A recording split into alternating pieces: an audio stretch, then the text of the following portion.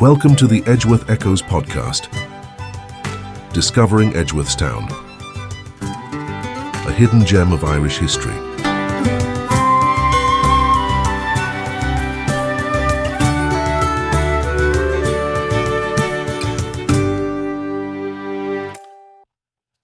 Welcome to another episode of Edgeworth's Echoes. This is your host John, and in this episode we look at two of the most famous authors of the 19th century and their friendship, and how one influenced the other.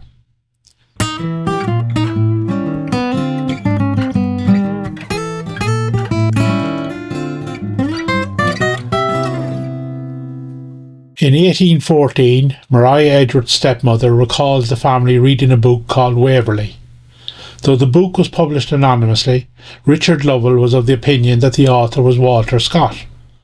A postscript in the book mentioned the influence that Maria's books had had upon the author. It has been my object to describe these persons not by a caricatured and exaggerated use of the national dialect, but by their habits, manners and feelings, so as in some distant degree to emulate the admirable Irish portraits drawn by Miss Edgeworth.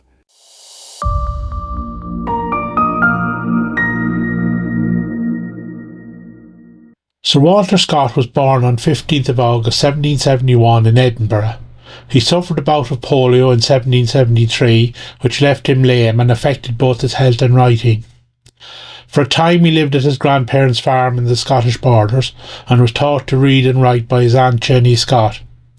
For health reasons he spent time at a spa in England, and on his return to Scotland continued his education at the Royal High School in Edinburgh, as well as attending Kelso Grammar School, where he met the Ballantynes, James and John, who later became his business partners. He attended a number of literary salons, and at one of these met the poet Robert Burns. He went to the University of Edinburgh, where he studied the classics and law.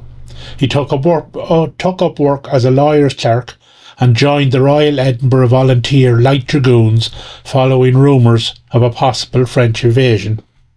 His initial literary works were translations of German poems into English and collecting rare Scottish ballads and poems. He married Charlotte Charpentier, or Carpenter, and became Sheriff Depute of the county of Selkirk. It was during this time that he began to write poetry.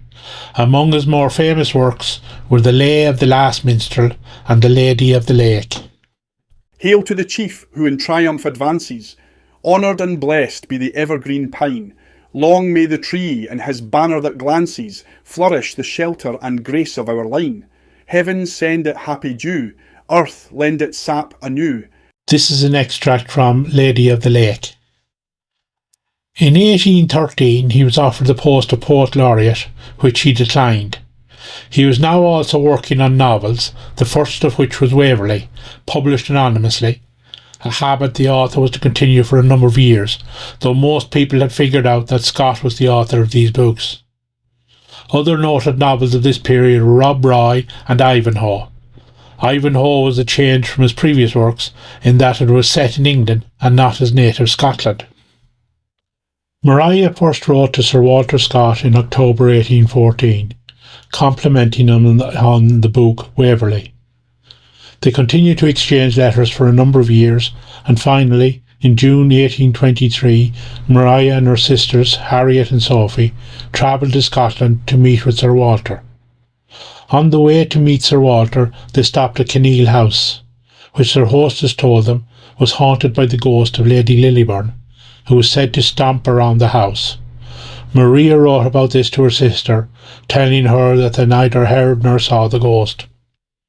When they reached Edinburgh, Scott met them and introduced them to his family and showed them the sights of the city before they departed for Abbotsford, his new home.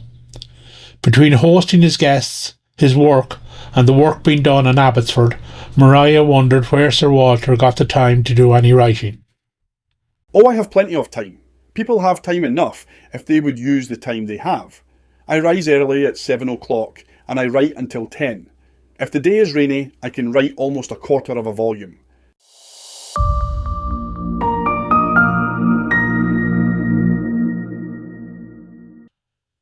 In July 1825, Walter Scott came to Ireland with his wife.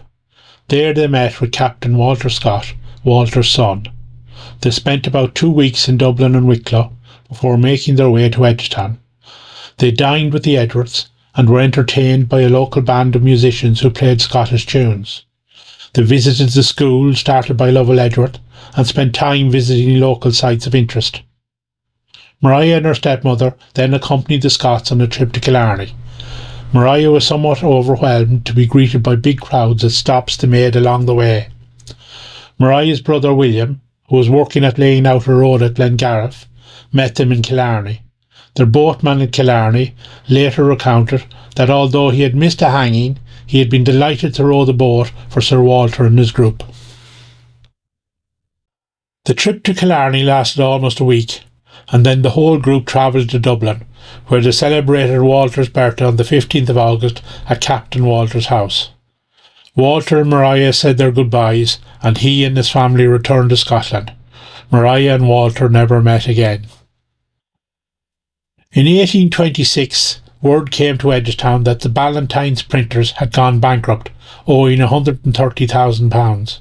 Scott, a partner in the business, stepped in to help out by using his house and income as a guarantee to creditors.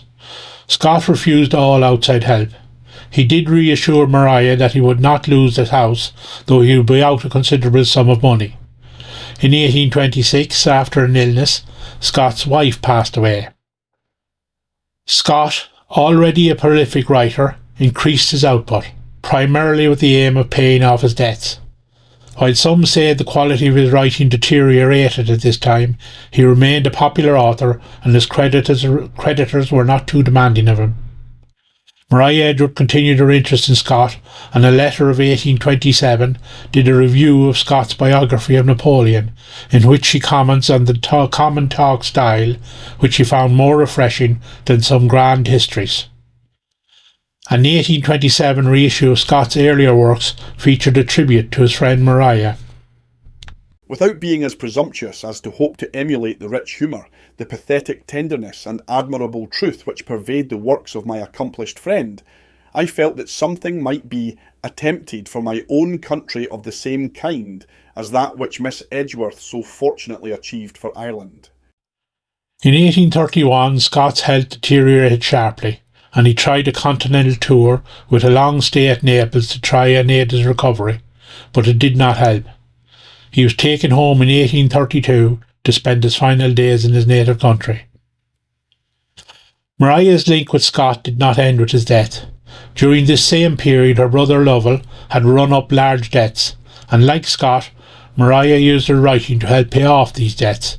She acquired a new agent, J.G. Lockhart, who was Sir Walter's son-in-law, and with his help got an advance from publishers of £1,100 for her book Helen, written in 1834. It is then 60 years since Edward Waverley, the hero of the following pages, took leave of his family to join the regiment of dragoons in which he had lately obtained a commission. It was a melancholy day at Waverley Honour when the young officer parted with Sir Everard, the affectionate old uncle to whose title and estate he was presumptive heir.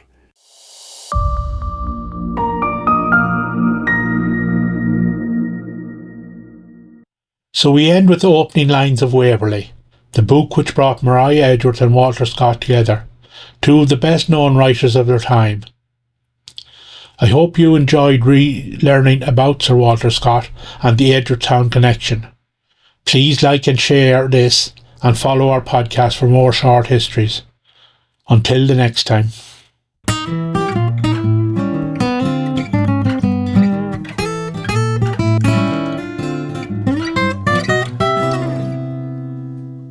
If you are interested in learning more about the Society and the history they preserve, please visit www.mariaedgeworthcentre.com.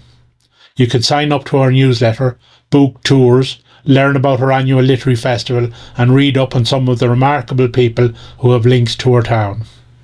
This has been the Edgeworth Echoes podcast, rediscovering history.